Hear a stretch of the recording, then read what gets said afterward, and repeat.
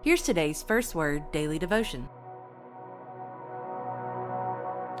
As we consider our Ecclesiastes reading today on this September the 12th, we remember what we learned yesterday on the 11th day of September.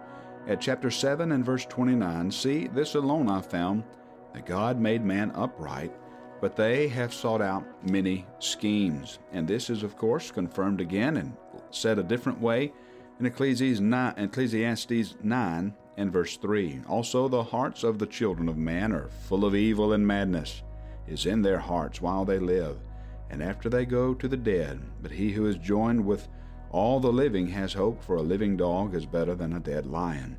But here again we have this reiteration of the fact that God made man upright, but they sought out many schemes.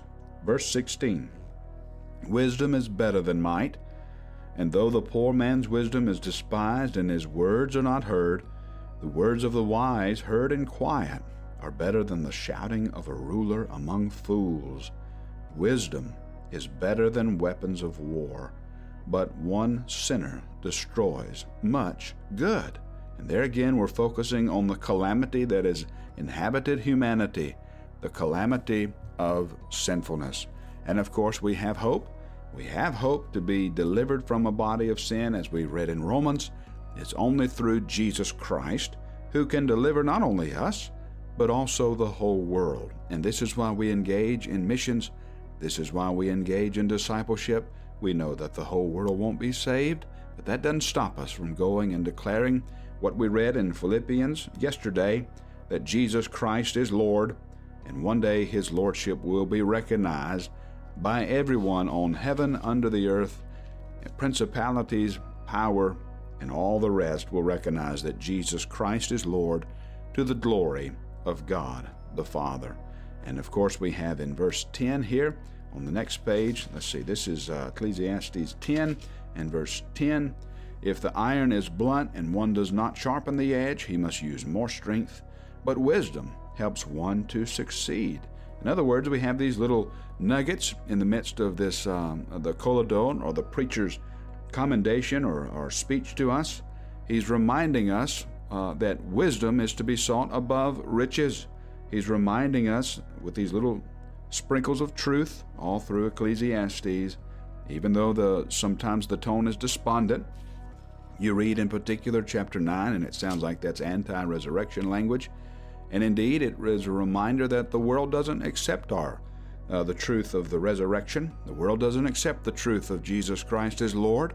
But remember Philippians 2, one day they will. And the acceptance of a matter by someone doesn't change truth. Wisdom, remember, is what we're seeking.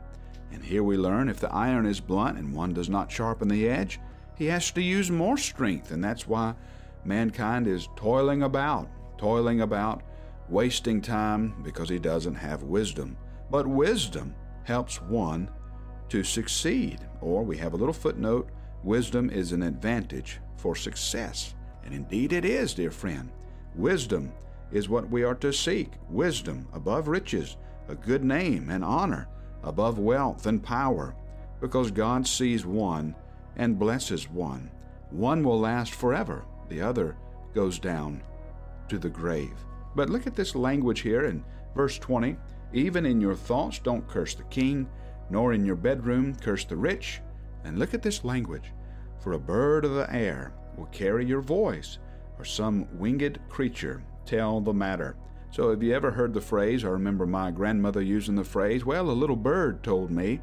And that comes right from Ecclesiastes 10 at verse 20. A bird of the air will carry your voice, or some winged creature tell the matter. Now, let's turn to our Philippians reading.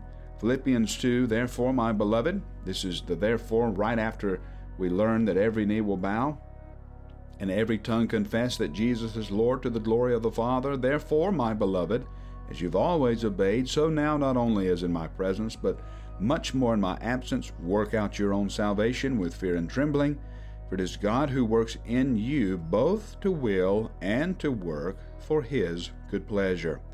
Do all things without grumbling or disputing, that you may be blameless and innocent, children of God, without blemish in the midst of a crooked and twisted generation, among whom you shine as lights in the world, holding fast to the word of life, so that in the day of Christ I may be proud that I didn't run in vain or labor in vain. There again, an emphasis on the depravity of man and our wonderful obligation and responsibility to let the light of Jesus shine. Let the wisdom that we have, by the way, wisdom has a name, remember, wisdom's name is Jesus Christ, to let the wisdom that has been given to us, displayed and dispensed to us by the shedding of the blood of Jesus, dispensed through the power of the Spirit, as we've been saved unto the day of redemption, we are to let this glorious gospel be all that we do, because indeed we realize it is all that we are.